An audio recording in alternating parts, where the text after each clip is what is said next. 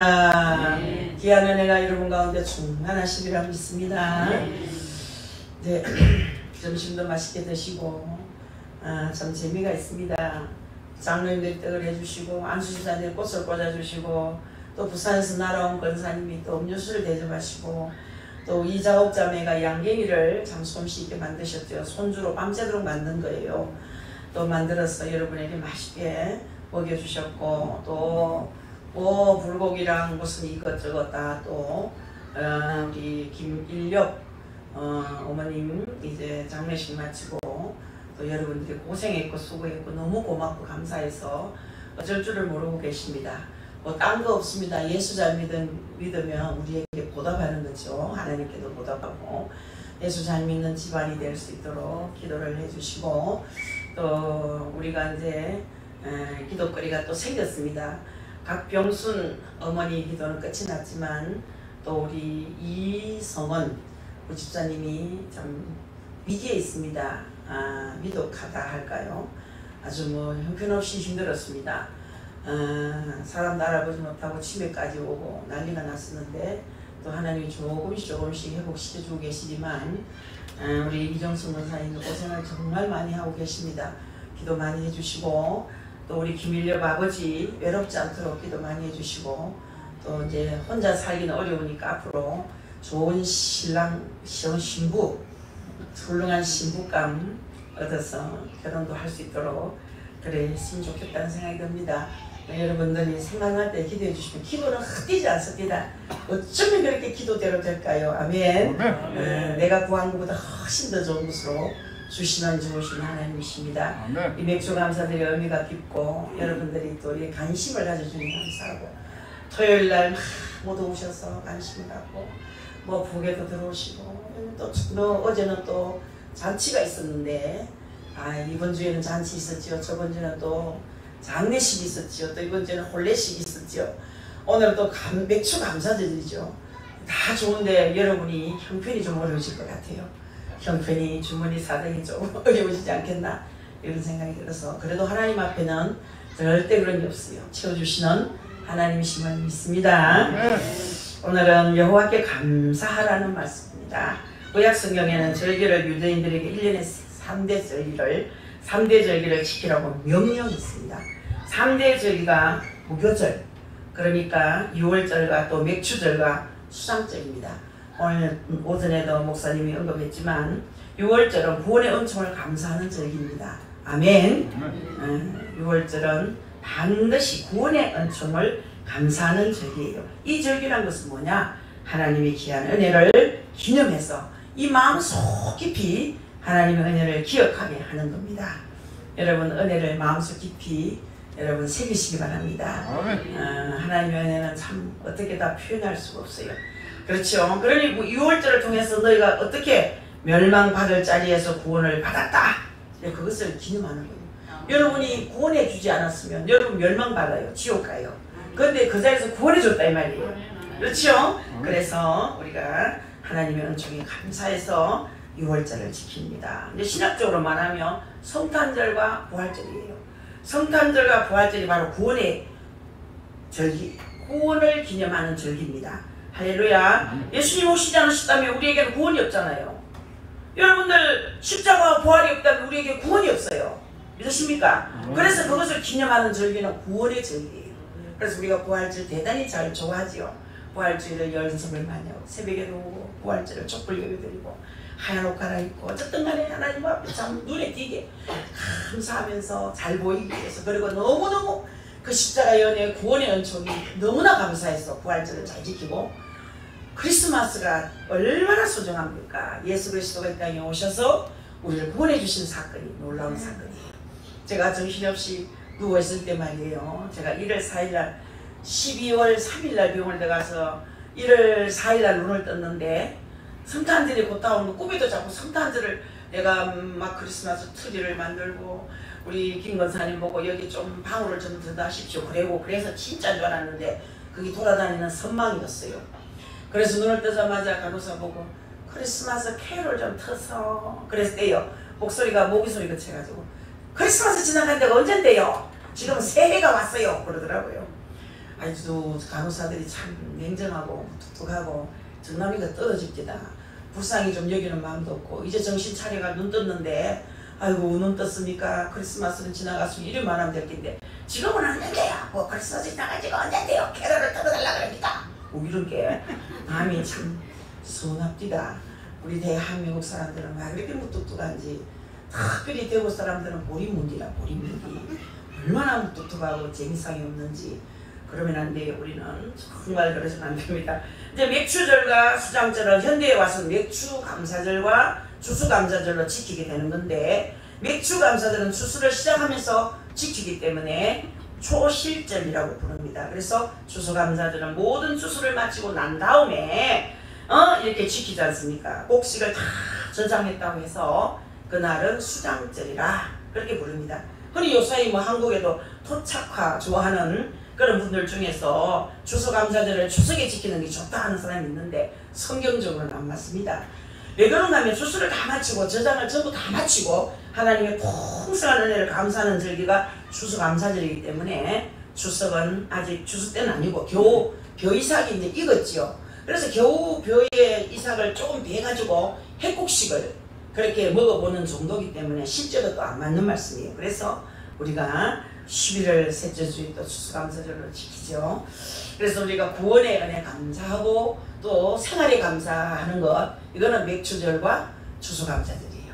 생활에 감사. 오늘 이 절기는 우리가 또 지키는 이 한 해 동안 우리가 1년 365일 1년 12달 주셨는데 6개월 동안 하나님의 은혜로 잘 살았습니다. 6개월 돌아보면서 하나님 우리에게 베푸신 은혜를 낱낱이 생각하면서 그 은혜에 감격하여 앞으로 또 하나님 뜻대로 살아드리겠습니다 라는 의미에서 절기를 지키는 겁니다. 아멘. 그래서 요즘 목사님들도 감각이 없어지고 또 장로님들도 감각이 없어지고 성도들도 감각이 없어지는 그런 경우가 있습니다. 저는 하나님 음성을 새벽 기도하는데 한번 들었는데 하나님께서 절기를 잘 지키는 교회를 낱낱이 헤아리 주시더라고요. 내가 아는 교회는 명성교회밖에 없더라고요. 서울의 명성교회가 절기 예배를 잘 지키고 어느 교회 그 중에 우리 작은 세수만 교회도 들어있더라고요. 아멘. 칭찬이에요, 칭찬. 그래서 우리는 추수감사절 때는 누구보다 남달리 많은 감사를 하나님께 올리지 않습니까? 자, 오늘 읽은 시편 107편의 말씀 대단히 긴 시입니다. 굉장히 길지요. 물론 또 뭐 시편 119편 이것도 굉장히 긴 시지만 시편 119편은 176절까지가 있나요? 긴 시지만 이것도 43절까지 있습니다. 자, 시편 107편은 이스라엘 백성들이 포로 잡혀가서 바벨론에서 70년 동안 포로 생활하면서 고생을 많이 하고 그렇게 지내다가 하나님의 긍휼로 70년 후에 예루살렘으로 돌아왔어요. 돌아와서 생각하니 너무나 감격해서 정말로 그때에 이 시편 107편을 적은 거예요. 이거 지은 시입니다. 그래서 이 107편을 계속 읽어보면 1절에서 3절까지는 서론적으로 여호와 하나님께 감사하라. 왜 감사해야 되냐? 그는 우리를 구속했기 때문에 감사해야 된다. 포로 잡혀가서 죽을 지경에 있었는데 우리에게 승리를 주셨기 때문에 감사해야 된다. 그런 말씀이에요. 그리고 4절에서 9절까지는 성도가 살아온 것이 사막을 지나온 것 같다. 사막을 지나온 것과 같은데 그 사막 가운데서 우리 하나님께서 은혜를 입혀주심으로 거기서 긍휼을 주셨기 때문에 감사해야 된다. 그런 말씀이에요. 여러분 4절에서 9절에 정말 참 귀한 말씀이죠. 또 10절에서 16절까지는 성도의 삶이 포로 잡혀가서 고생하는 그런 포로와 같이 세상의 제약 이런 제약 속에서 우리가 많은 고통을 당하여 왔기 때문에 포로 잡혀갔던 자와 같은 그런 고생을 했으니 우리 하나님께 부르짖음에 하나님께서 다시 은총을 주셨기 때문에 감사해야 되는 거예요. 그럼 우리가 예수 믿기 전에 제약 속에 살았어요. 마귀 소굴에서 살았죠. 마귀 종로로 타면서 아주 지옥 같은 생활을 했지 않습니까? 예수 믿고 나서 모든 것이 해방됐어요. 믿습니까? 여러분 예수님 때문에 얼마나 행복합니까? 자다가도 놀라지요. 아이고 내가 천국 가다니. 나 같은 죄인이 천국에 시민권을 따놨으니 이보다 더 고마운 것이 어디 있나?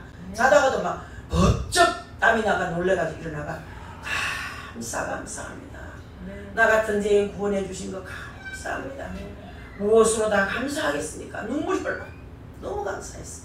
나 같은 죄인을 구속해 주신 것에 너무나 감사한 거예요. 아멘. 아멘. 그리고 17절에서 22절까지는 성도가 살아가는 중에 중병이 들어가지고 그리고 죽게 되는 것 같은 그런 고통이 있었죠. 그러니 이것은 전부 다 우리 성도의 삶을 이렇게 저렇게 비유적으로 표현한 거예요. 우리 목사님 가정에서 제 자녀들이 아프고 기침을 자꾸 했었고 병원에 입원해가지고 기가 막혀서 차에 앉아가지고 제가 슬피 울었습니다. 어째서 주의 종의 가정에서는 질병이 안 떠납니까? 제발 좀 이제는 병을 치료해 주십시오. 그 모든 질병들을 다 몰아내 주십시오. 이 사탄의 짓입니다. 나 역시 계속 기침하고 어찌든지 막 두 집이 막 모안이 안 떨어졌어요. 이야, 코로나가 나를 2번 죽이네. 코로나를 한번 1차 앓고 2차에 또 코로나가 또 와가지고 2차를 또 앓았어요. 너무 사실없어서 말도 못하겠더라고요. 그래서 이제는 다 끝났다 했는데 독감이 또 찾아온 거야. 독감이 찾아오니까 머리를 깨지는 것 같고 기침이 계속 나오는 거야.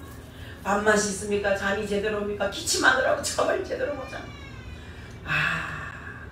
사람들이 자살을 이래서 하는구나. 너무 못 견디니까, 너무 고통스러우니까 자살을 생각하는구나. 이렇게 살 바에 난 죽는 게 편하겠다는 생각이 스쳐가는 거예요. 그런데 이럴 것이 아니고 우리는 하나님 앞에 매달려야 된다. 얼마나 하나님 앞에 막 들어누워가지고 몸부림을 치면서 기도하는데 얼마나 허벅지를 꼬집고 기도했는데 나중에 허벅지에 상처가 나더라고요. 근데 그날 밤에 세상에 내가 제사장 옷을 쫙 입고 세상에 바깥에 나갈 때 마귀들이 춤추는 것이 싹 사라졌어요. 할렐루야. 자, 이 하나님께서 우리가 여러분과 제가 인생을 살면서 중병을 앓는 같은 고통이 우리에게 따라오는 거예요.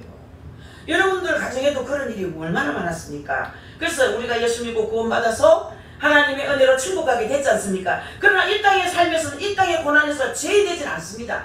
그래서 사막 같은 땅을 걸어가기도 하고 포로 잡혀간 자와 같이 자유를 잃기도 하고 중병이 들어서 죽을 자 같은 고통을 당하기도 하는 거예요. 우리가 예수 믿고 구원받았다고 여러분 제외되는 게 아닙니다. 다 당하는 거예요. 오늘의 본문으로 읽은 23절에서 43절까지 읽었는데 아무튼 첫 부분에서는 인생이 마치 바다를 여행하는 황해하는 사람과 같다는 얘기를 합니다. 우리 성도의 삶이 바다를 지나가는 사람과 같다는 거예요. 자, 이것은 성경에서 성도의 삶을 표현할 때 자주 사용하는 그런 표현입니다, 여러분. 그런데 우리들은 흔히 인생들이 너무 외로이 어려운 가운데 살아가는 모습을 가리켜서 고해라고 합니다. 고해. 여러분들 이 고생의 바다라고 해서 고해라고 하는데 실제로 그렇습니다. 우리가 살아갈 때 고해와 같은 이 세상을 지나가는 거예요. 문영월 권사님이 응급실에 입원을 했어요. 며칠 전에.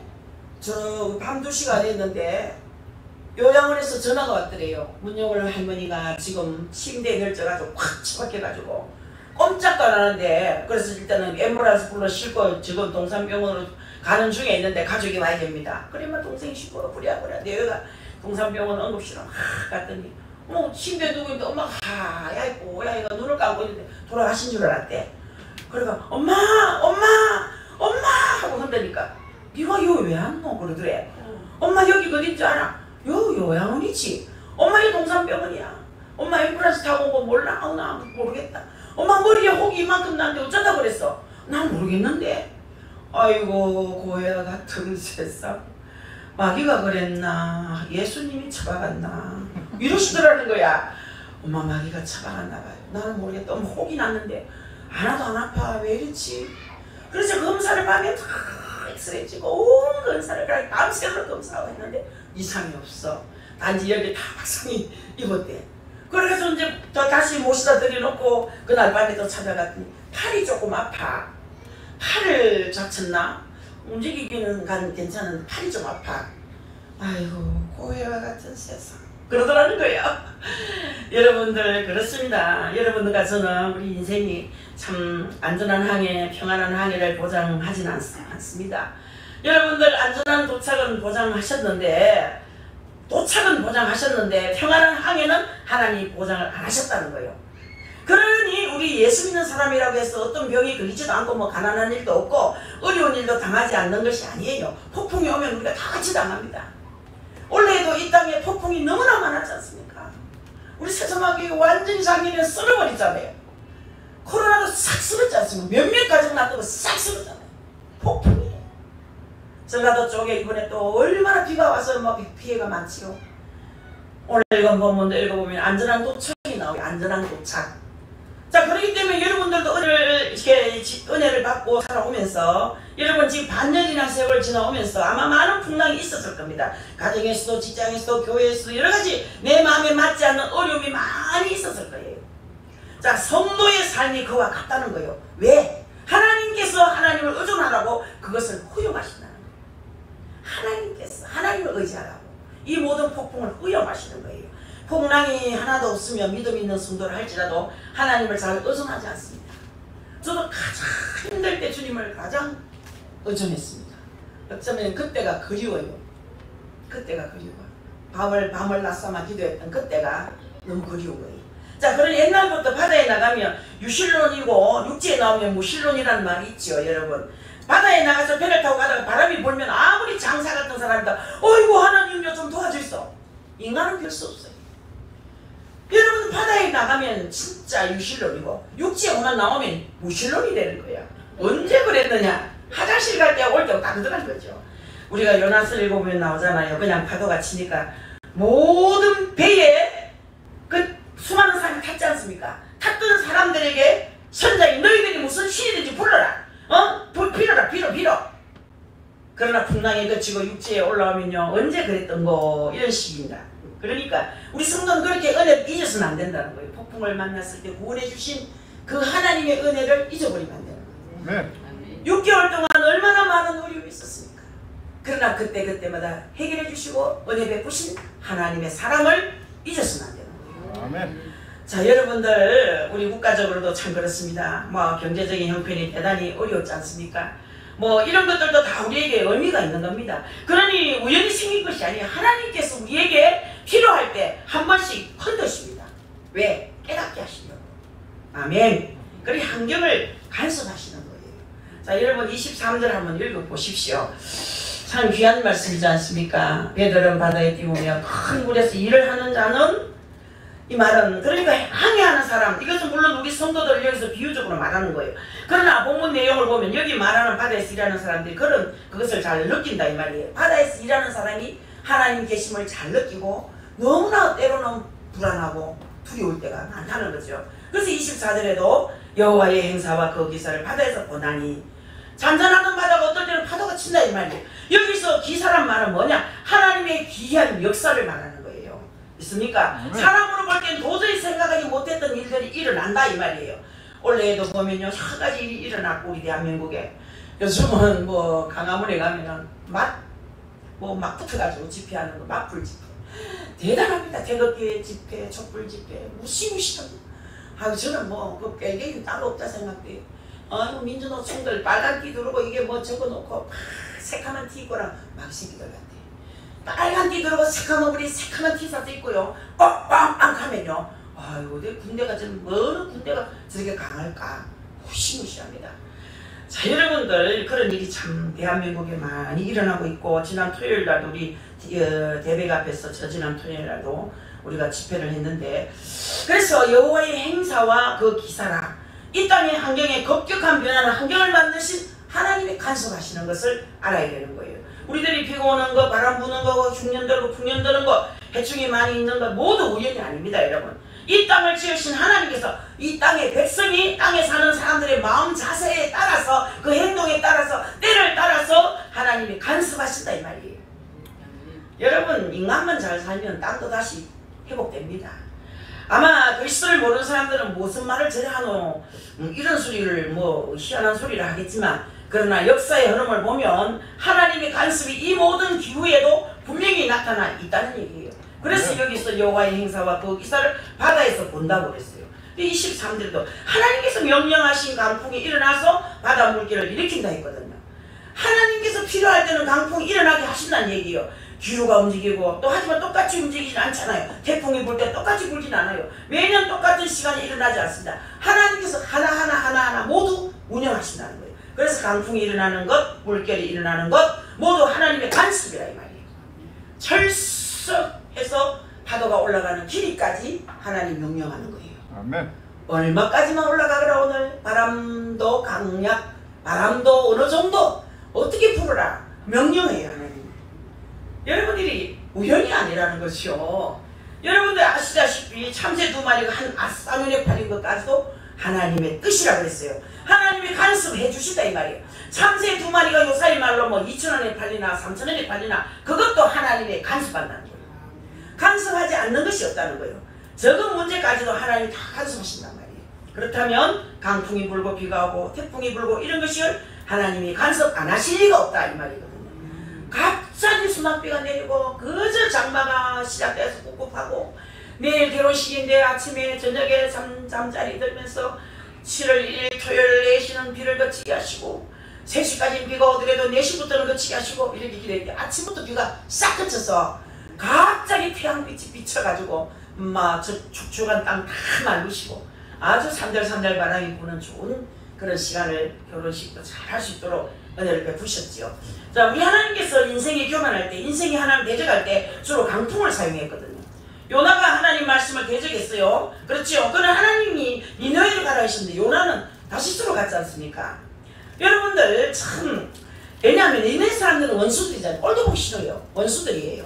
자기들하고 자주 전쟁한 나라니까 꼴 보기 싫죠. 거기 가서 사람을 보고 회개하고 예수 믿으라고 외치는 것은 용납을 못하는 거예요. 망해야 되는데 회개하면 살거든. 그래서 요나는 죽어도 가기 싫었어요. 그래서 나는 못 가겠다는 식이지요. 그럴 때 자기는 다시스로 가기 위해서 배를 탔지만 하나님께서 강풍을 일으키시니까 밀려서 니느웨로 간 거예요. 밀려서 하나님이 하신 거예요. 저 이번에 우리 사돈 장례식 치르면서 하나님이 기가 막히게 하셨다. 기가 막히게. 제가 가서 임종기도 했는데 하고 나서 1시간 후에 돌아가셨는데 또 제가 또 우리 교회에서 또 집례한다는 건 생각지도 못해요. 그런데 기가 막히게 날짜를 맞춰줘가 목요일날 제 집회하도록 만드시고 아무 문제 없이 안 가도 되도록 금요일날 또 입각 예배 아침에 할 수 있도록 금요일은 제가 일이 없어요. 너무나 좋았어요. 토요일날 또 우리 뭐 아침이 새벽이니까 우리 봉사 9시에 봉사하는데 봉사하고 관계없이 안 그러면 산에까지 다 올라갔을 텐데 9시에 이제 주방 봉사 때문에 못 갔죠. 토요일날 기가 막히게 주일날 아무 문제 없이 예배 드릴 수 있도록 했죠. 수요일날 저녁까지 예배를 무사히 드리고 나서 수요일 밤 12시 40분에 돌아가시 12시 4분에 좀 돌아가셨는데 기가 막히게 하나님이 조절하셨고 전 친정아버지 돌아가셨을 때도 기가 막힌 시간을 주셨거든요. 예배 시간 전혀 지장 없이 하나님 하십니다. 신묘막천하신 거예요. 그래서 니느웨를 가지 않고는 견딜 수가 없는데 그 역사의 수레바퀴는 천천히 도는 것 같지만 확실하게 금방금방 결과가 나타나지 않는 것 같지만 반드시 하나님께서 정확하게 다스리시는 거예요. 역사의 수레바퀴는 천천히 돌지만 확실하게 돈다. 아멘. 여기에도 하나님이 그렇게 다스리는 것을 말하는 겁니다. 그래서 26절에 저희가 이 말은요 이 바다에서 여행하는 사람들을 말하는 거예요. 영적으로 말하는 우리 성도예요. 고해 같은 세상을 지나가는 하나님의 백성을 말합니다. 하늘에 올라갔다가 깊은 곳을 내리니 그 위험을 인하여 그 영혼이 녹는도다. 육체가 녹는다 안 했고 영혼이 녹는다 했지 않습니까? 여러분과 저는 육신은 늙고 병들고 얄궂게 변해요. 저도 오래된 친구가 보고 네 얼굴이 얄궂게 변했다 그래요. 어떻게 변해? 얼굴이 길어지고 푹 파이고 얼굴에는 주름이 줄줄하고 니도 그런데 나는 니보다 덜하다. 그걸 줄까? 자 여러분 정말 우리 육신은 늙고 새하지만 영혼은 늙지 않습니다. 영혼은 죽지도 않습니다. 우리 영혼은 절대 늙지 않아요. 항상 건강하고 싱싱합니다. 33세 알렐루야 예수님 나이처럼 건강하고 싱싱한 우리의 영혼이에요. 영혼은 절대 늙지 않습니다.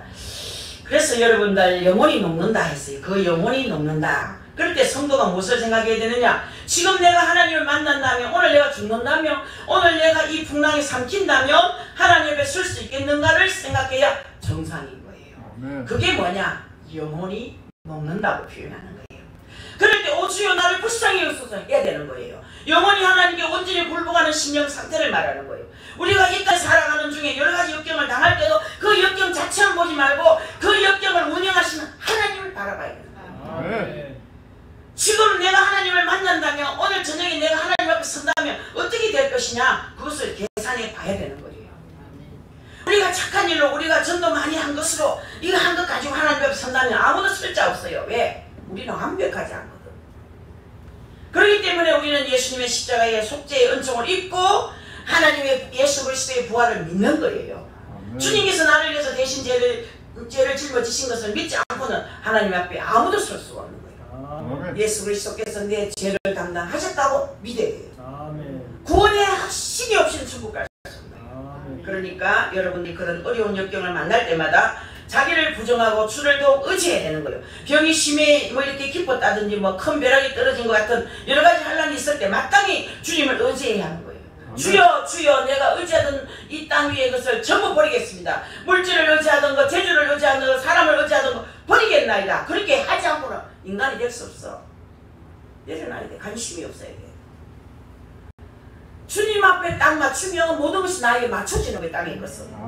하나님께 중심을 딱 모든 것이 나를 따라와요. 내게 맞춰지는 거예요. 그래서 하나님께서 모든 지구까지 나를 위해서 맞춰주는 거예요. 그래서 우리는 하나님께 맞추려고 애를 쓰시고 땅에 거 전부 좀 내려놓으시기를 바랍니다. 그래서 내 영혼이 그런 것을 가지고는 하나님 옆에 서지 못한다. 주님께서 허락하신 은혜를 가지고 서야 된다는 거죠. 우리 하나님께서 그것을 우리에게 가르쳐 주시기 위해서 때로는 그런 영혼이 녹는 환란을 우리에게 허락하신다는 거예요. 그래서 27절에도 보면 그들이 이리저리 부르며 취한 자같이 바다 비틀거리며 그들이 모든 지각이 혼돈 속에 빠진다고 그랬어요. 그러니까 파도가 너무 심할 때는 완전히 술 취한 사람같이 뱃머리를 하기 때문에 정신이 없다 했어요. 취한 자같이 비틀거리니 지각이 혼돈하도다. 지구가 꺼지는 것 같다 이 말이에요. 이제는 끝장이다 그런 생각이 난다는 거죠. 사람이 가만히 보니까 그쯤 돼야 하나님 앞에 나가는 것 같더라고요. 인간이 얼마나 지독한지 말 안 들어요. 두드리 패야 말 듣지. 인생이 그만큼 완악하다 이 말이에요. 인간이 그만큼 지독하다 이 말이에요. 웬만해서는 하나님을 잘 찾지 않는다는 거예요. 우리 성도들도 가만히 보면요, 웬만해가지고는 열심히 기도 안 합니다. 막 삶의 바구니를 막 흔들어가지고 항복하도록 만들어야 아버지 불쌍히 여기서도 그렇지. 얼마나 지독한지. 자, 여러분, 매 맞기 전에 바구니 흔들기 전에 엎드리세요. 풍랑이 오겠다 싶으면 어떻게 해야 되는 거예요? 바람이 불겠다 싶으면 어떻게 해야 되는 거예요? 도와달라고 항복해야 됩니다. 28절에도 마찬가지예요. 이에 하나님께서 땅의 한란과 역경과 어려움 이렇게 하셨을 때, 그렇게 환경을 만들어 놓을 때 성도는 그래도 깨닫고 이 말이에요. 자, 그래야 깨닫지. 가만히 있으면 안 깨닫습니다. 한란을 집어넣어야 정신을 차리지. 여러분, 성도가 아닌 사람은 그럴 때도 쉽게 안 들어오지만 우리는요, 생활의 바구니가 흔들거리면 하나님을 찾아야 됩니다. 하나님, 내가 뭘 잘못했습니까? 회개할 수 있게 해주십시오. 제가 생각나게 해주십시오. 하나님 앞에 잘못된 걸 일일이 회개할 수 있도록 은혜 주십시오. 회개해야 됩니다. 자, 성경에는 인생에 근심하는 것을 하나님 기뻐하시는 것이 아니라 있습니다. 그러나 하나님 뜻대로 하는 근심이 있다는 것을 성경은 또 우리에게 말씀하고 있습니다. 고린도후서 7장 10절에 보시면 하나님 뜻대로 하는 근심을 회개하여 구원에 이르는 것이다 그렇게 했어요. 이 그런 근심을 통해서 회개한다면 하나님 뜻대로 하는 근심이란 말이에요.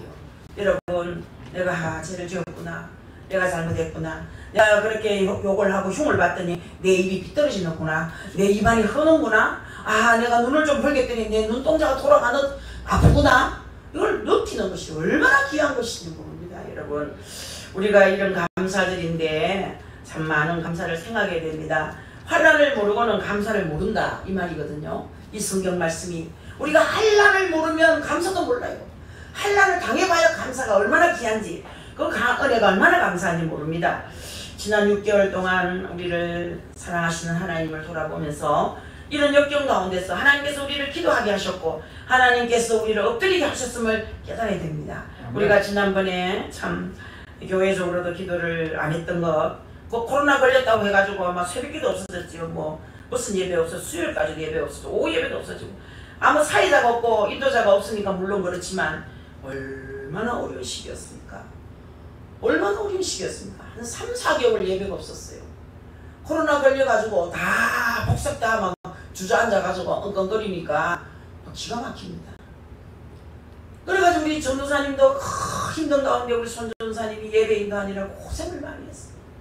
그때는 뭐 아내 아프지, 그 아내도 코로나 걸렸지, 온 교회가 코로나 걸려가 뭐 언제 어느 때 뭐 코앞에 죽음이 코앞에 있는데 두려울 때, 거기서 이제 살아난 사람은 살아났지만 다 또 죽은 사람도 죽고 또 뭐 시험 들고 지금도 못 나서 코로나가 걸릴까 무서워서 못 난 성도도 있고 성도를 다 좀 많이 잃었는데 다시 다 돌아오게 될 줄 믿습니다. 그래서 29절에도 보니까 보세요. 강풍을 고요하게 하사 물결도 잔잔하게 하시나. 근본적인 해결이 됐다 이 말이잖아요. 강풍이 없어지니까 저절로 물길이 잔잔해졌어요. 하나님께서 바람을 잔잔하게 하시면은 다른 것은 저절로 잔잔해집니다. 그리고 30절에 보면 더욱 감사한 일이 생겨요. 30절에 한번 보세요.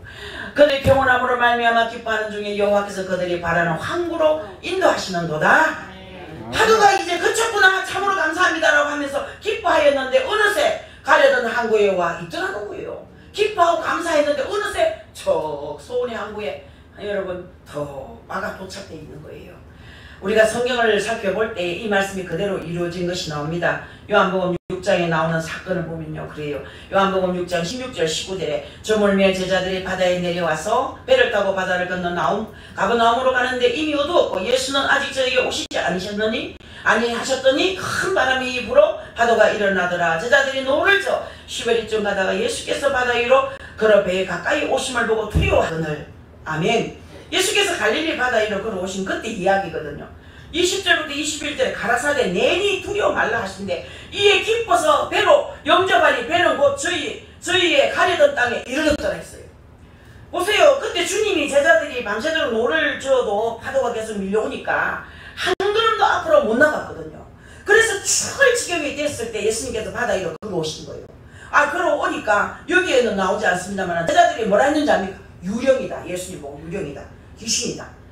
예수님이 걸어오시니 유령인 줄 알았단 말이에요. 그래서 내니 두려워하지 말라. 아멘. 참 다정다감한 목소리죠. 내니 두려워하지 말라 하신 말씀이 거기에 나오거든요. 그래서 베드로가 예수님께 당신이 정말 예수님이거든 나를 물 위로 걸어오라 하소서라고 했을 때 오라 하심으로 물 위로 첨벙 걸어갔습니다. 아멘. 자, 걸어가다가 또 물에 붕덩 빠져가 주여 나를 건지소서 했을 때 또 건져주셨습니다. 아멘. 그 다음에 배에 타시니까 어떻게 됐습니까? 바람과 바다가 잔잔해지고 배는 가려던 곳으로 갔더라. 아멘. 자, 여러분 다시 노를 져서 애를 먹고 건너간 것이 아니고 가려운 항구에 도착되었더라 이 말이에요. 그러니 귀한 일이죠. 중국 가보세요. 아이고 여기는 브루벨리가 있나? 브루벨리가 눈에 좋단데 브루벨리가 있는가 하는 그 생각하고 있는데 브루벨리가 앞에 와 있어. 참 신기한 곳이더만. 아이고 이곳에 무엇이 있나? 있나 하는데 벌써 있나 하는데 안 와 있어. 놀라워요. 아멘. 땅에 살아가는 중에도 환난과 역경 때문에 하나님께 기도하고 간구하고 의지하고 그러는 동안에 어떨 때는 감당 못할 고난이 왔구나 싶었는데 그 고난이 생각지도 않게 갑자기 없어지게 하는 경우가 있습니다. 여러분 그럴 때 전혀 생각지도 않았던 놀라운 결과가 오더라는 겁니다. 제자들의 배도 항구에 벌써 도착해 있었습니다. 아멘. 31절을 한번 보세요. 여호와의 인자하심과 인생에 행하신 기적으로 말미암아 그를 찬송할지로다. 이렇게 은혜 입은 사람, 이렇게 은혜를 깨달은 사람은 감사를 하되 교회 안에서 특히 감사와 찬양을 올리더라는 거예요. 아멘. 우리가 저녁마다 찬송을 올리니까 막 기적들이 일어나요. 그저께 이제 간증을 해야 돼요. 8월달에 가면 1년 동안 초저녁 찬송을 불렀는데 목이 타도록 부르지요. 막 몇 장을 부르는지 막 힘이 들 것까지 부르고 좀 쉽시다 해가 나는 힘이 딸려. 10장 부르고 나면 좀 쉬었다가 통성으로 기도 한번 하고 또 찬송을 부르고 성경을 읽는데 이제는 성경을 얼마나 읽었는지 나홈까지 읽었나 미가시까지 읽었나 하여튼간에 구약성경 이제 다 읽었는데 학교에서 읽었는가요? 그 저녁에는 하박국 다 읽어가나? 아무튼 오늘 밤에 호박국 읽자 했겠나? 호박국 그래야 여러분 한번 잠을 좀 깨지. 얼마나 간증거리가 많은지 몰라요. 우리 가정에도 놀라운 간증거리가 있고 임숙기 권사가 이럽지다 아랫저녁에는 나는 다 해결됐어. 내 기도 다 응답됐어 그러더라고요. 여러분 이 찬송 속에 거하신 하나님께서 찬송을 그리도 기뻐하잖아. 우리 인생을 만들 때 왜 만들었냐? 찬송 받으려고 만들었대. 찬송을 좋아하는 거예요. 그래서 여러분 찬송할 때 옥문이 열리고 옥터가 움직이듯이 바울과 신라가 옥중에 사냥할 때 옥터가 움직였어. 옥문이 열렸어. 옥사다의 마음이 열리고 기적 같은 구원의 은총이 일어났어요. 찬송을 많이 부르세요. 그래서 저는 찬송을 지금도 8월달까지 부르나 아니면 내년 8월달까지 부르나 저는 스스로 고민해요. 그러나 하나님이 좋아하신다면 내가 평생 부르지. 아멘. 평생 그런 생각을 합니다만 이제 아멘 했던 저분이 집 팔아달라고 기도 걸어놨거든. 제목을. 이제 내일 가면 기적이 일어날 것 같아. 이제 내일 부산 가시면 기적이 일어날 것 같아. 느낌이.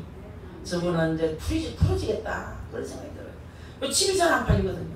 아파트가 다운이 막 돼도 또 다운을 시켜도 아파트가 거래가 안 되는 거예요. 근데 하나님께서 계속 부산에서 여기 와가 작정기도 한다고.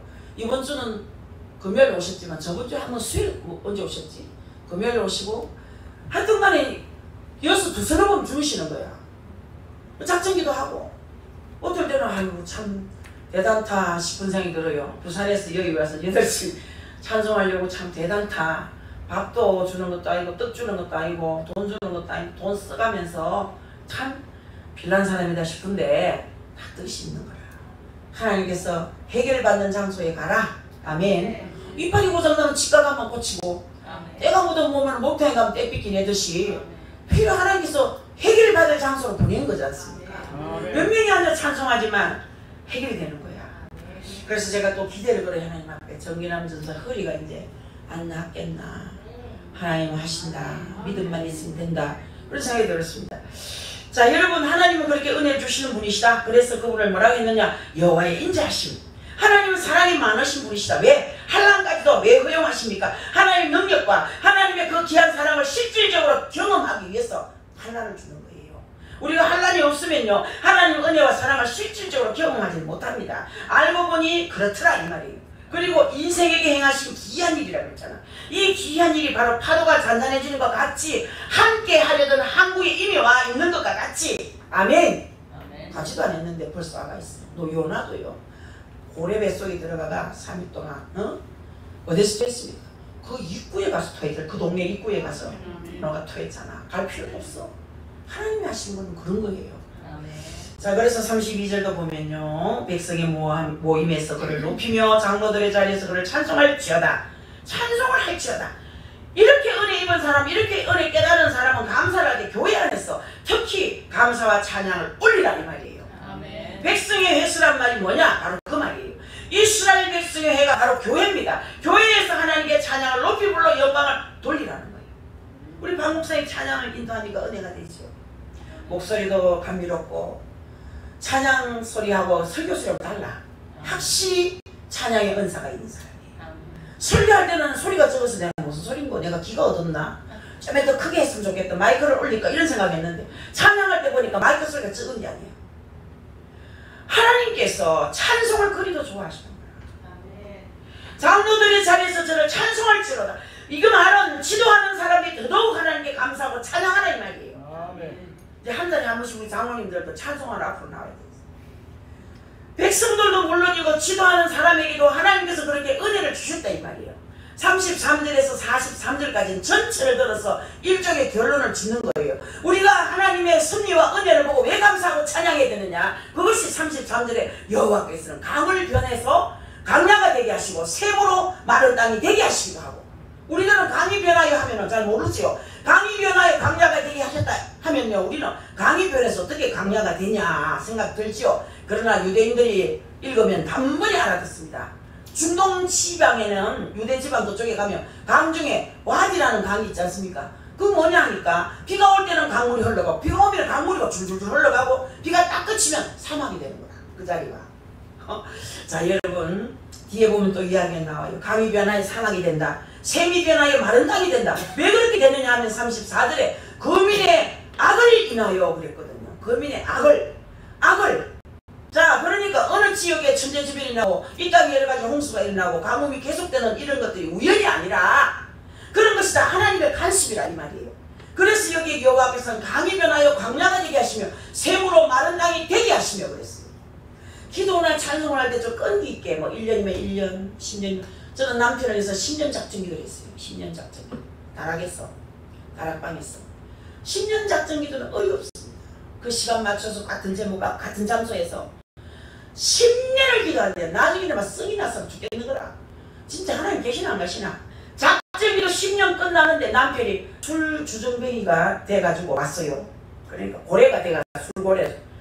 그때가 40년 50년 다 된 세월인데 애기들이 어릴 때 초등학교 다 유치원 나오고 이럴 때인데 송창에 간다 하면서 말이에요. 양복 드라이 흰한 옷 양복을 이제 비닐로 싹 벗기가 쫙 빼입고 동창에 갔는데 올 때는 옷에 흙탕물이야. 똥꾸기 빠져가고 온 거예요.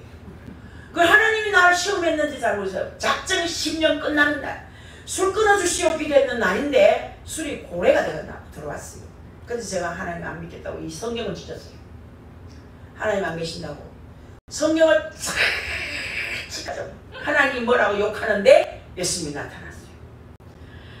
인자하시고 어미하시고 사랑도 그리고 너무나 자비하신 그분이 얼마나 어미하시고 자비하신지 그 자체가 막 말로 다 표현할 수가 없어. 너무나 엄격하시고 너무나 사랑이 많으신데 사랑이 많으신데도 무섭게 어미하신 거예요.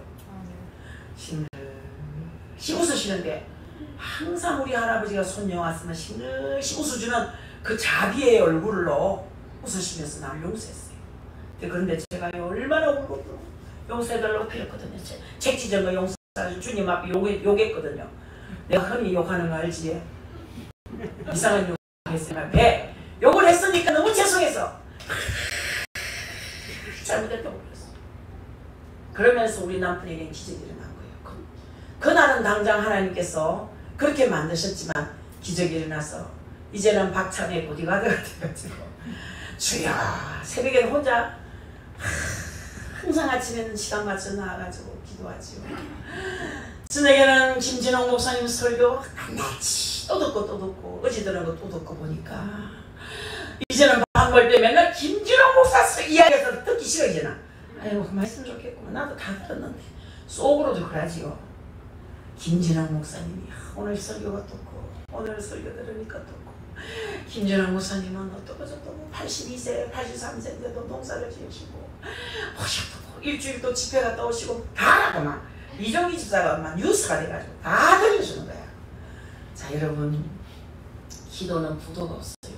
믿습니까? 아멘. 여러분 참 여러분이 선행하면 복을 받지만 기도는 하면요 응답이 다 와요. 아멘. 부도가 나는 게 없어요. 안 해서 못 받지. 또 해도 못 받는 걸 정력으로 쓰려고 잘못 구해서 못 받지. 에? 그렇지요. 그래서 여러분들 33절 한번 보겠습니다. 34절 봐야 되겠네. 금일의 하늘이나 옥토로 연밭이 되게 하시며 옛날 성경에 그래 나오죠. 여러분이 잘 아시는 소돔 고모라를 말하는 거. 소돔 고모라가 얼마나 좋았습니까? 롯이 거기에 갔을 때 무엇 같다 했습니까? 여호와의 동산 같더라. 여호와의 동산이 뭔지 압니까? 여러분들도 기도하면 여기가 여호와의 동산 같다 이렇게 얘기하잖아요. 자 여러분 이것이 뭐냐? 이 가보니 물이 넉넉하고 초장이 좋고 워낙 들이 좋아서 에덴 동산 같더라. 그래서 여호와의 동산이라 그렇게 얘기하는 거예요. 그런데 거기가 가장 악을 행하는 곳이 되어버렸어요. 성적인 그런 타락 장소. 거기에 달해서 인간이 짐승같이 되었고 사람이 타락하면 인간인데 짐승 같아요. 지금 우리나라 사람들 짐승 같은 사람 들어있죠. 난 저 사람이 사람이 아니다 생각할 때가 있습니다. 자 여러분들 성적인 타락이 그걸 달리고 있는 거예요. 우상을 너무 잘 섬겨서 자기 자식을 잡아 죽여서 우상에게 바치는 그런 극도의 일을 한 거예요. 얼마나 무시무시합니까? 그래서 하나님께서 하나님의 천사를 보내서 거기에 내려가서 조사를 해보라 했어요. 조사를 해보니 그렇더라는 거예요. 그때도 뭐라고 하셨냐? 의인 10명만 있으면 이 성을 멸하지 않겠다 하셨는데 의인 10명이 없었다 이 말이에요. 나중에 보니 의인은 한 사람뿐이에요. 성경에 보면은 이 의인 한 사람은 롯이라겠죠. 그러니까 이런 롯 한 사람 때문에 의인이 한 사람밖에 의인이 없었다 이 말이에요. 그래서 하나님께서 그 성을 멸하실 때 롯은 건져내시고 멸하셨어요. 의인은 멸망하지 않는다는 걸 보여주는 거예요. 여러분 의인이지요. 여러분 망하지 않습니다. 예수 믿는 사람 망하지 않습니다. 진짜 예수님 내 안에 있는 사람 망하지 않습니다. 여러분들 그래서 하나님께서 그 성을 멸하실 때 롯은 건져냈단 말이에요. 여러분 유황불이 소돔에 막 떨어졌어요. 그래서 거기서 완전히 소금밭이 됐어요. 그래서 롯의 아내가 소금기둥이 됩니다. 여기 있는 문자 그대로. 그리고 우리가 지금도 한국 교회를 우리 한국을 뭐라 합니까? 뭐 금수강산 3천리를 하지 않습니까? 여러분 우리가 뭐 나는 세계를 돌아보지 않았지만 우리 한국이 정말 금수강산임을 알 수 있죠. 살기 좋은 금수강산이에요. 중동 지방을 보면 정말 우리 한국은 여호와의 동산 같은 곳이에요. 정말 저는 성지순례 가가지고 말이에요. 이렇게 들판을 보면 정 사막이잖아. 우리나라에 산을 보면 나무 있는데 그거는 참 나무 한 폭이 없고 풀 한 폭이 없는데 뭐가 있느냐? 전 바위돌이에요. 나무 있는 숫자만큼 바위돌이 그렇게 많아요. 온 산이 바위돌이에요. 어떻게 사나 싶어요. 그래 막 아이들 맨발로 다니더라고. 그 날카로운 자갈밭이 다니면서도 맨발로 한 푼 달라고 1달러 1달러 달라고 따라다녀요. 다 주고 나중에 볼펜까지 다 주고 아무것도 줄 게 없더라고. 껌까지 다 주고 달라 하니까 줄 게 없어요. 나중에 너무 막 자꾸 달라고 주니까 말이에요. 자, 그런데 하나님께 주신 아름다운 땅에서 여러분들 우리가 참 죄지면 안 됩니다. 쌀이 많이 남는다 해서 우리도 쌀 가지고 술 만들었잖아요. 지금도 쌀술 나오지. 막걸리. 하나님을 대적하는 행동이에요. 하나님 주신 아름다운 금수강산 쌀이 많이 나오고 쌀 가지고 술 만들고 이렇게 우리 하나님 백성들이 바로 서지 못하면 이 땅도 연밭이 될 수 있다는 말이에요. 여러분 그러니 우리는 이 땅을 정말 금수강산으로 유지하려면 우리 하나님 백성이 의인 10명에 해당하는 사람들이 있어야 되는 거예요. 아멘. 여러분들이 의인 한 사람이 돼야 되는 거야. 아멘. 아멘. 의인 10명이란 말은 그 땅을 정화시킬 수 있는 최소한의 인원을 말하는 거예요. 이 땅에 6천만이 살고 5천만이 산다 하지만 최소한의 정화시킬 수 있는 능력이 있는 하나님 백성, 진실한 백성이 있어야 된다. 그렇지 않으면 이 땅이 연밭이 될 수 있다는 얘기죠. 여러분 35절에도 제가 오늘 설교가 좀 길지요. 오늘 길게 하려고 작정했습니다. 35절에 잠오는 사람 주무셔도 됩니다. 또 강야가 변하여 못이 되게 하시며 마른 땅이 변하여 샘물이 되게 하시고 아멘. 아멘. 이럴 때는 큰 소리로 아멘. 아멘. 보세요 여러분. 형편없던 땅이 하나님 말씀대로 바로 서니까 그게 또 무슨 땅이 된다 했습니까? 못이 되게 하시고 샘물이 솟아나게 하시고 그런 땅을 주시겠다는 거야. 아멘. 아무리 가난하고 아무리 경제가 어려워도 제가 남편한테 그랬어요. 우리 교회는 재정이 좀 어때요? 걱정하지 마. 하나님이 때를 따라 주신다. 재정은 팡팡 준다. 한 달에 200씩 300씩 줄지만 그러나 하나님이 놀랍게도 그때그때 살아가고 그날 살 수 있도록 은혜를 주신다. 그래서 제가 그랬어요. 하나님은요 많이 주셔도 안 남는다. 그러나 적게 주셔도 안 모자란다. 적게 주는 것 같은데 안 모자래. 지금 그래. 우리 교회가 지금 재정이 줄었지만 안 모자래. 넉넉히 주셔도 안 남아. 적게 줘도 안 모자래. 할렐루야. 은혜가 크지요. 여러분들이 잘 아시는 덴마크 완전히 못 쓰는 형편없는 땅이었지 않습니까? 그런데 그린피 목사님 아십니까? 그린피 목사님의 하나님 사랑과 형제 사랑과 하나님 주신 땅을 사랑하자고 막 역설해서 막 새로운 그런 나라로 바꿔진 거거든요. 거기에 여러분 들가스 같은 협력자가 있어가지고 더 훌륭한 교육이 이루어진 거예요. 신앙의 생활을 변화시키니 환경도 저절로 바뀌더라 이 말이에요. 사람들이 하나님과 관계를 바르게 할 때 형제와의 관계도 바르게 하는 거예요. 그리고 사람들이 살아가는 환경도 달라지게 되는 거예요. 하나님이 주신 환경임을 알 때에 환경을 아끼고 아주 합당하게 사용하게 되는 거예요. 하나님 하신 거 좀 신묘막측이에요. 정말 신묘막측이에요.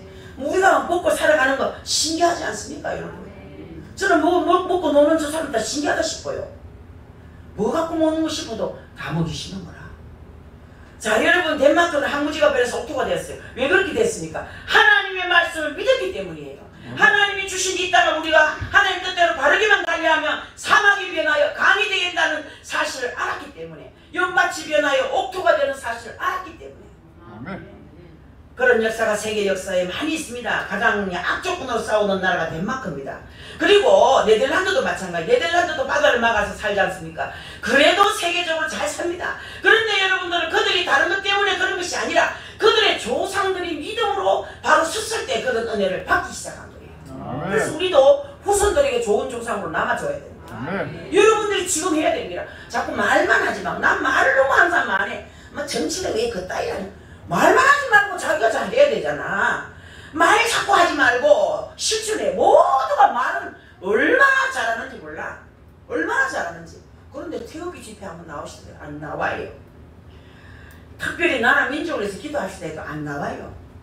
그런데 막 윤석열이 어떻고 이재명이 어떻고 막 남의 말은 정말로 나라 구석구석이 모르는 게 없는데도 자기 몸을 아낍니다. 그래가 무슨 기적이 일어나겠습니까? 행동을 해야 됩니다. 행동을. 아멘.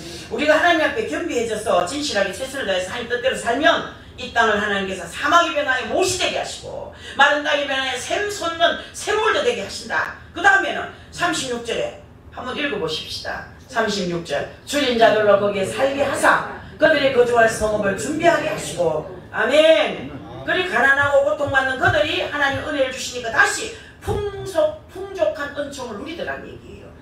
거기에 거할 성이란 말은 농사지을 덜만 주신 것이 아니고 여러분들 성까지 주셨다. 근데 평안을 누릴 수 있게 해주셨다 이 말이에요. 주인 자라는 말은 자기가 주인 줄 아는 사람, 내가 부족한 줄 아는 사람, 내가 약한 줄 아는 사람, 그런 자들은 이렇게 기도합니다. 하나님이 나를 불쌍히 여기셨어. 하나님이여 나를 내 영혼을 불쌍히 여기셔서 내 영혼이 하나님 앞에 설 수 없나이다. 내 힘으로는 자기가 부족을 아는 사람이 하나님께 굴복하고 의지할 때 겸손한 주인 자에게 거기 거하게 하시고 거할 성도 주신다. 그 말씀이에요. 여러분 약함을 알아야 됩니다. 나는 약한 자예요. 또 밭에 파종하면서 포도원을 재배해서 소산을 치게 하신다. 그 말인데 그냥 가만히 있는데 하나님께서 하늘에서 양식이 뚝 떨어지지 않습니다. 모든 일에 그래요.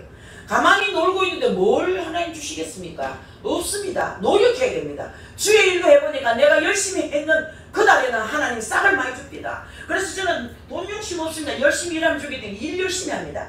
하나님이 체크합니다. 네가 얼마나 일했는지 체크합니다.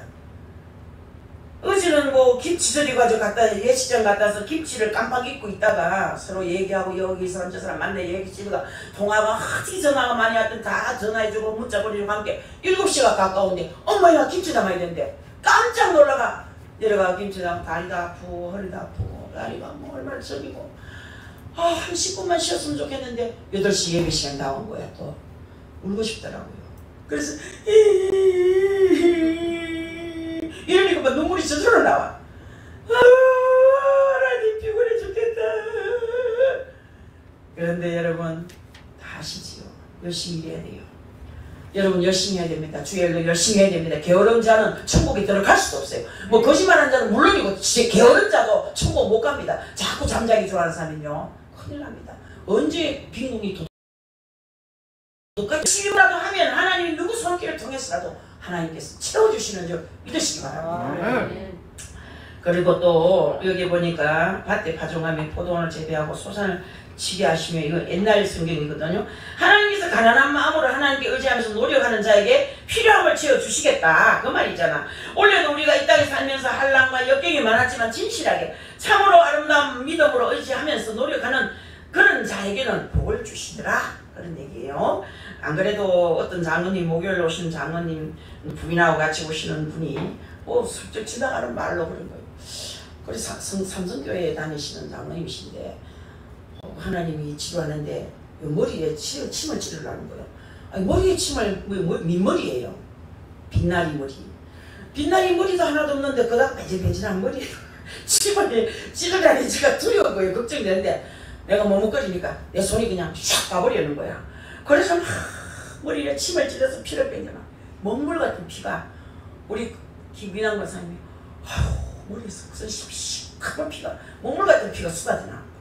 그냥 손이 이래가지고 막 평생 이 팔로 일을 해서 못질하고 뭐 목수하느라고 못질하고 이 팔을 쓰니까 이 고장이 나가지고 막 돌아간 거예요.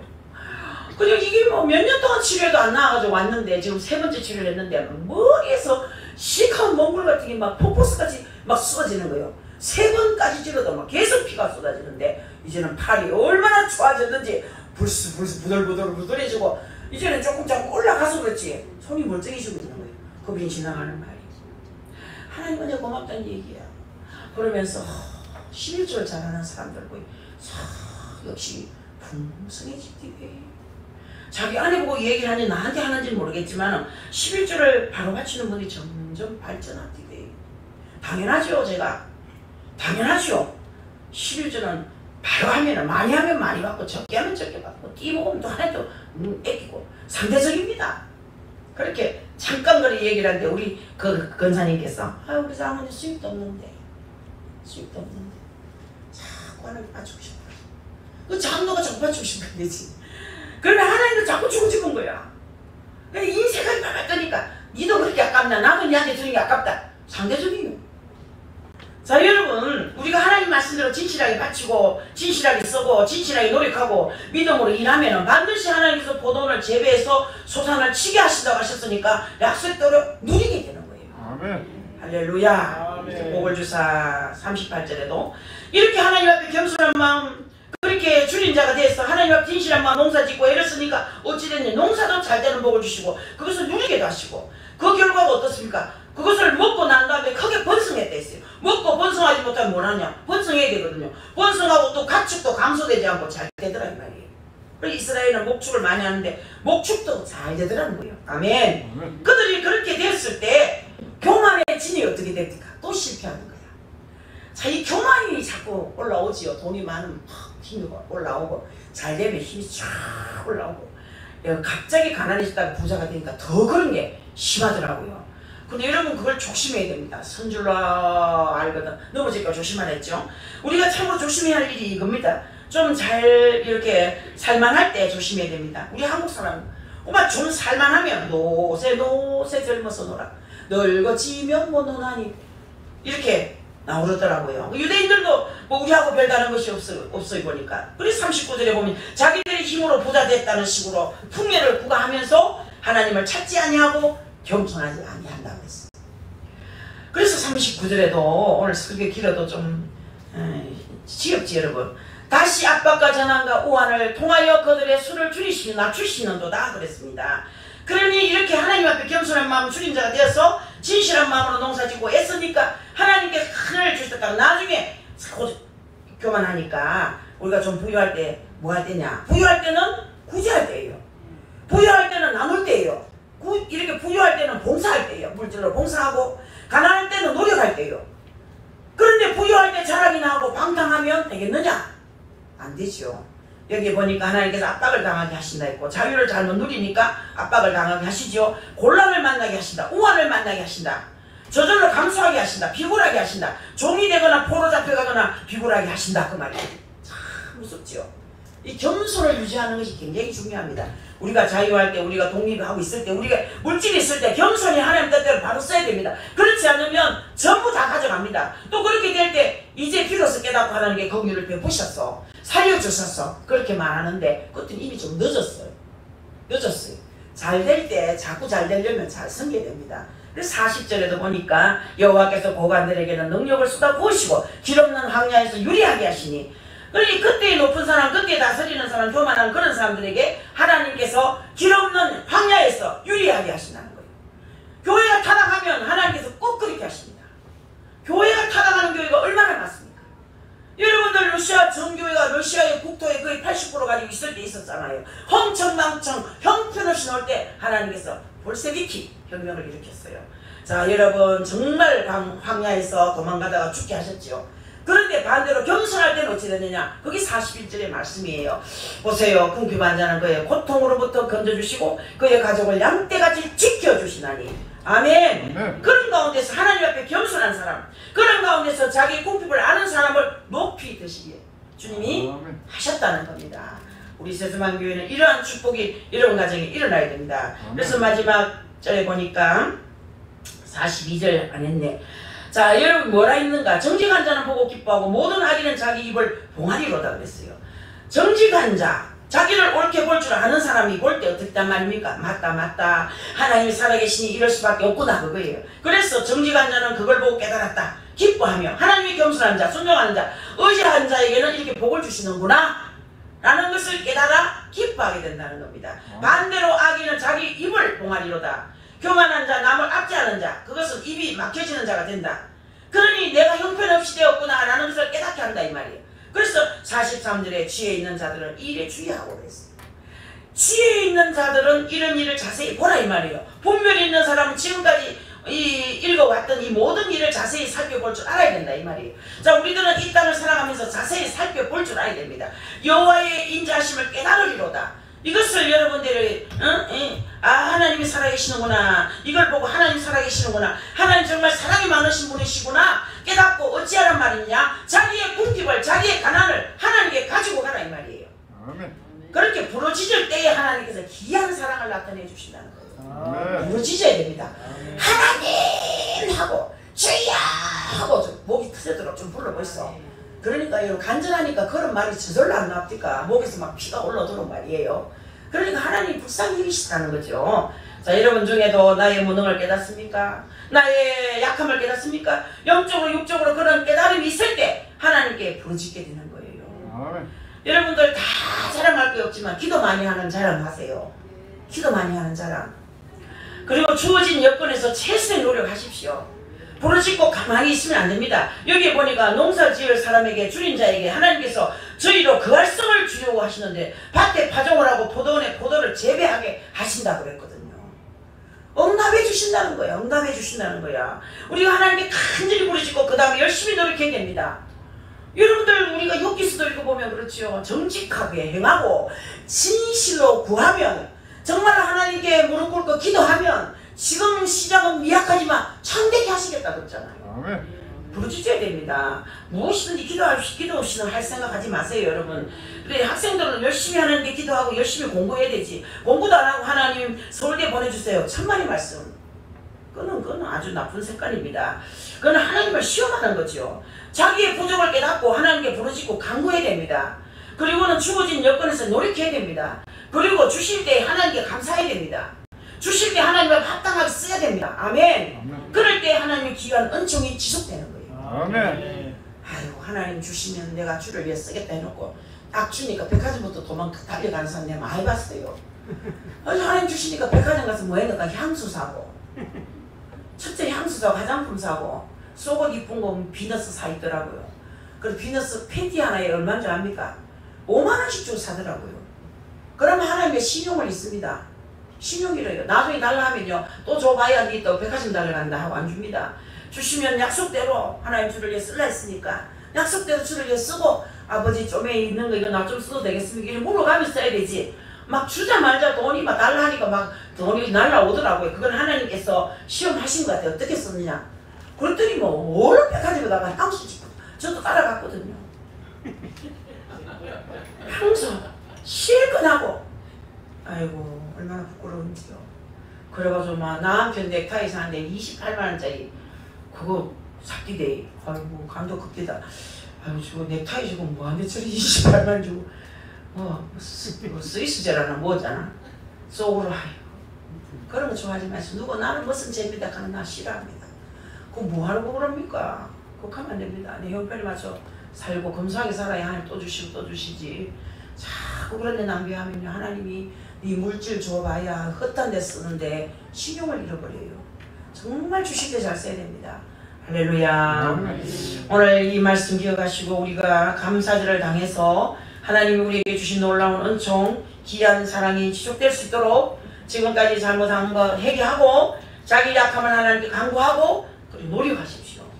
그리고 하나님의 은혜 주실 때 적시 하나님의 것인 줄 알고 감사할 줄 알아야 됩니다. 아멘. 물질로 찬양으로 봉사로 감사할 줄 알아야 됩니다. 그럴 때 하나님이 지속적인 은총을 주시는 거예요. 아멘. 이 말씀 꼭 기억하시고 오늘 시간은 많이 뺏긴 것 같지만 절대로 그런 것이 아닙니다.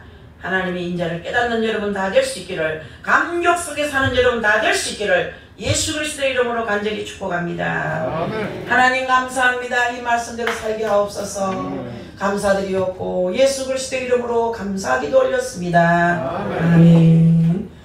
590